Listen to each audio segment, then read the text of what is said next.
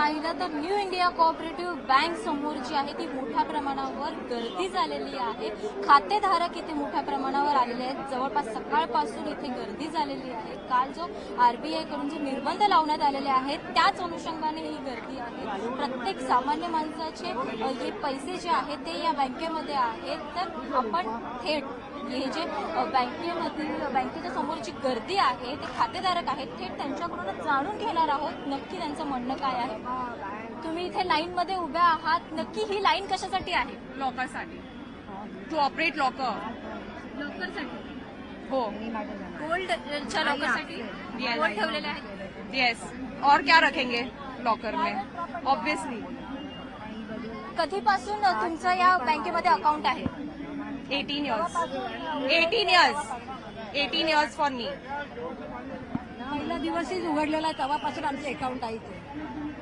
आणि आता ही वेळ आलेली आहे, आज तुमच्यासमोर ही वेळ आलेली आहे, बँकेसमोर उभं राहावं लागतंय, पैसे जे आहेत ते आतमध्ये अडकलेले आहेत, त्यासाठी तुम्ही काय सांगाल? काय करू शकणार आता? काही नाही करू शकते. आता सगळी उभे आहे, आम्ही बी उभे काही नाही करू शकते ना. आता हाय ते आहे. आता ते लॉकरसाठी ते आम्हाला टेन्शन नाही आहे. पैसेच आता बघूया काय होते. गव्हर्नमेंट करेल काही ना काहीतरी. आपण पाहिलं तर मोठी गर्दी आपल्याला दिसत आहे. इथे रांग लागलेली आहे, लॉकरसाठी ही रांग लागलेली आहे, लॉकरमध्ये जे दागिने आहेत त्यासाठी ही रांग लागलेली आहे.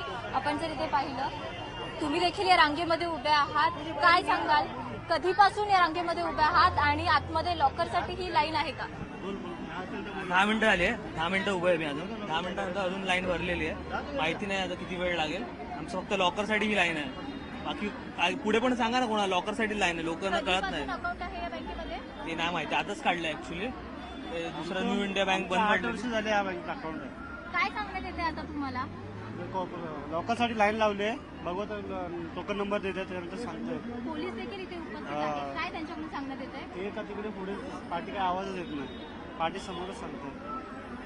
ते आपण पाहिलं तर जे ठेवीदार आहेत त्यांच्याकडून रांगा लावण्यात येत आहे. त्यांच्याकडून सकाळपासूनच या भागामध्ये गर्दी जी आहे ती आपल्याला पाहायला मिळत आहे. कारण मध्यमवर्गीयांचे जे पैसे आहेत, दागिन्यासाठी जे लॉकरमध्ये जे दागिने ठेवलेले आहेत त्यासाठी ही जी सगळी मंडळी आहे ते इथे आपल्याला मोठ्या प्रमाणात गर्दी करताना दिसत आहेत. प्रत्येक जण चिंतेत आहे, कारण प्रत्येकाचेच पैसे किंवा दागिने या बँकेमध्ये अडकलेले आहेत आणि प्रत्येक जण चिंतेत आपल्याला पाहायला मिळत आहे. त्याचप्रमाणे इथे पोलीस देखील तैनात आहेत, पोलीस देखील इथे उपस्थित आहेत. ते देखील चर्चा करत आहेत. ठेकेदारांच्याशी देखील चर्चा केली जाते, कारण ठेकेदारांचे देखील काही प्रश्न आहेत तर त्या संदर्भात पोलिसांची बातचीत केली जात आहे. आपण इथे पाहिलं तर खूप गर्दी आपल्याला पाहायला मिळत आहे. न्यू इंडिया कोऑपरेटिव्ह बँकेसमोर ही आपल्याला गर्दी पाहायला मिळत आहे. अंधेरी पूर्वकडील ही जी बँक आहे त्याच्यासमोर मोठ्या प्रमाणात गर्दी आपल्याला ही पाहायला मिळत आहे.